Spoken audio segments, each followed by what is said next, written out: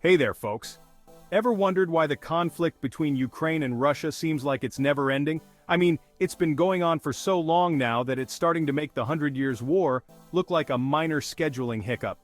Are you curious about the twists and turns of this geopolitical drama? Well, you're in the right place. Welcome to Zenzi Facts, where we unravel the world's most complex issues in a way that's fun and easy to understand. Today, we're diving deep into why this conflict is still raging. Trust me, you don't want to miss this. Alright, let's rewind back to 2014. Remember when Russia strolled into Crimea like they were picking up a forgotten Amazon package?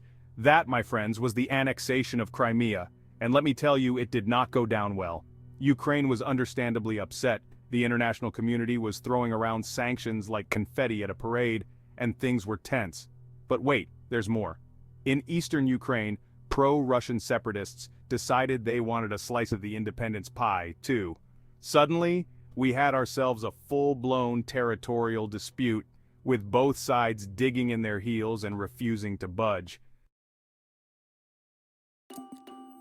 Imagine Ukraine as a rope in a massive geopolitical tug-of-war, a struggle that has deep historical roots and significant contemporary implications. On one side we have Russia, flexing its muscles and trying to pull Ukraine into its sphere of influence.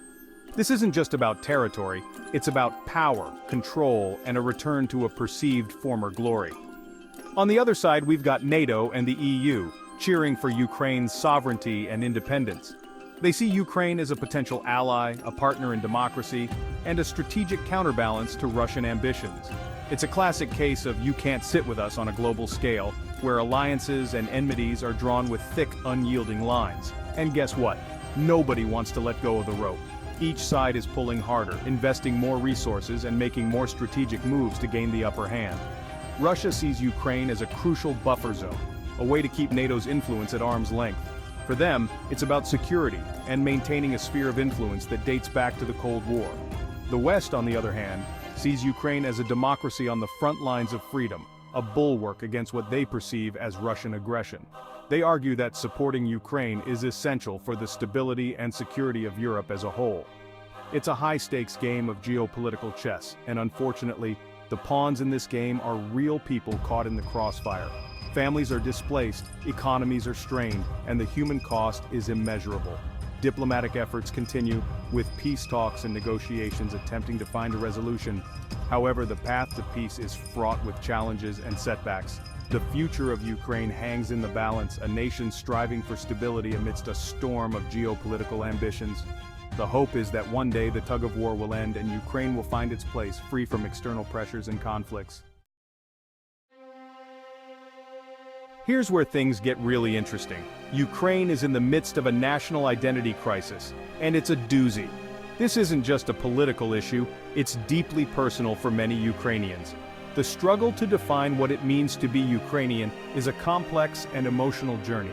On one hand, you have a growing sense of Ukrainian national pride, a desire to break free from the shackles of the past and embrace a future aligned with Europe. This is evident in the vibrant cultural renaissance happening across the country, from traditional dance to modern art. On the other hand, Russia views Ukraine as a long-lost sibling, a nation with deep historical and cultural ties to Mother Russia.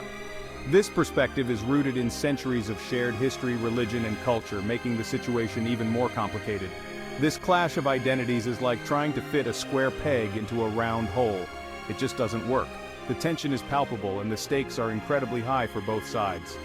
Russia sees Ukraine's westward lean as a betrayal, a threat to its own identity and security.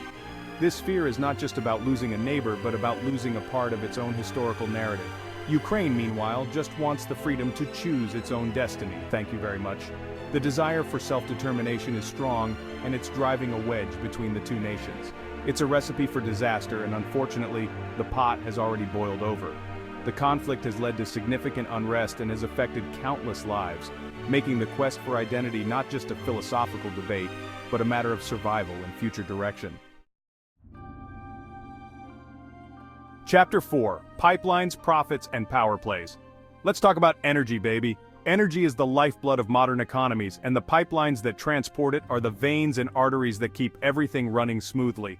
Ukraine just happens to be sitting on some of the most strategically important energy pipelines in the world. These pipelines are not just metal tubes, they are the conduits of power and influence.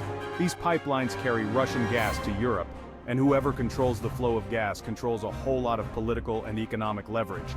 It's a game of power, where energy is the currency. Russia wants to keep those pipelines flowing, and they want to make sure that Ukraine doesn't get any ideas about cutting them off. The stakes are incredibly high and the tension is palpable. The West, on the other hand, wants to reduce Europe's dependence on Russian gas, and they see Ukraine as a key player in that strategy. They are investing heavily in alternative routes and sources to diversify their energy supply. It's a classic case of follow the money, and in this case, the money is flowing through pipelines that run straight through a war zone.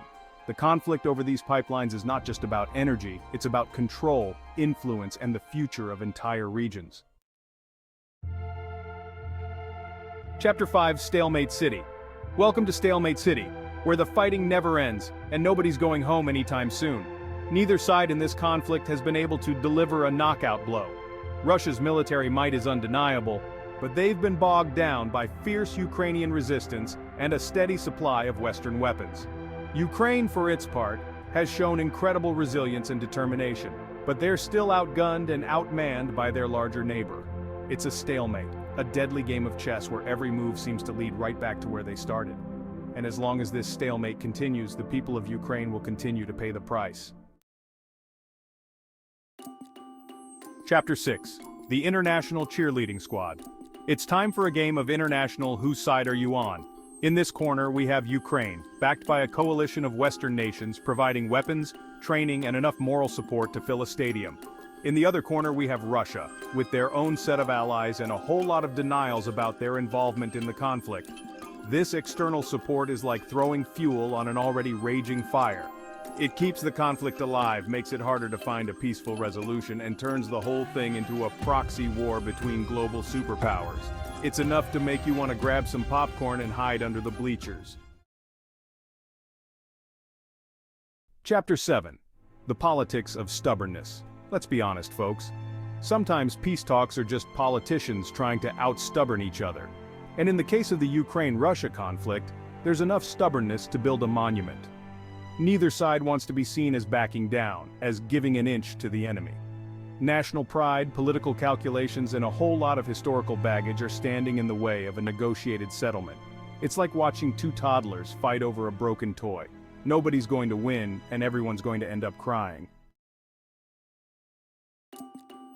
Chapter 8: Broken Promises and Shattered Trust. Remember those Minsk agreements we talked about earlier? The ones that were supposed to bring peace to eastern Ukraine? Yeah, about that. Those agreements have been broken so many times they make a dropped iPhone screen look like a pristine work of art. And every time a promise is broken, every time a ceasefire crumbles, the trust between the two sides erodes a little bit more. It's like trying to build a house on a foundation of sand. It's not going to end well. And until there's some semblance of trust, any hope of a lasting peace agreement is about as likely as finding a unicorn riding a unicycle on a rainbow. Chapter 9: Hybrid Warfare. It's complicated. This isn't your grandfather's war, folks. This is hybrid warfare, where the battle lines are blurred and the weapons are as likely to be cyber attacks and disinformation campaigns as tanks and missiles. Russia's been accused of meddling in Ukrainian elections, spreading propaganda, and launching cyber attacks on critical infrastructure. Ukraine, meanwhile, has been fighting back with its own information operations and cyber defenses. It's a messy, confusing, and dangerous new kind of conflict. One that's difficult to track, let alone control.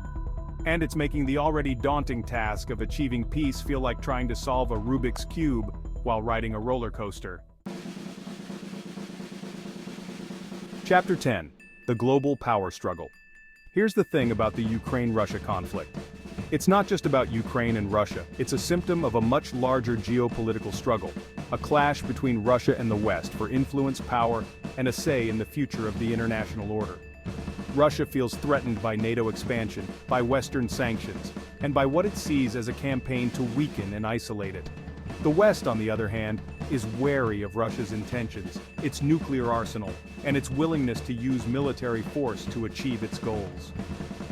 The Ukraine-Russia conflict is a microcosm of this larger struggle, a dangerous flashpoint in a world already teetering on the brink. Outro: stay curious, stay informed. So, there you have it. 10 reasons why the Ukraine-Russia conflict is still ongoing. It's a tangled web of history, politics, identity, and power. It's a conflict with no easy answers, no clear winners, and a whole lot of innocent people caught in the crossfire. But even in the darkest of times, it's important to remember that understanding is the first step towards finding a solution. Stay tuned for more deep dives into global issues, right here on Global Glimpses. Until next time, keep questioning and stay curious.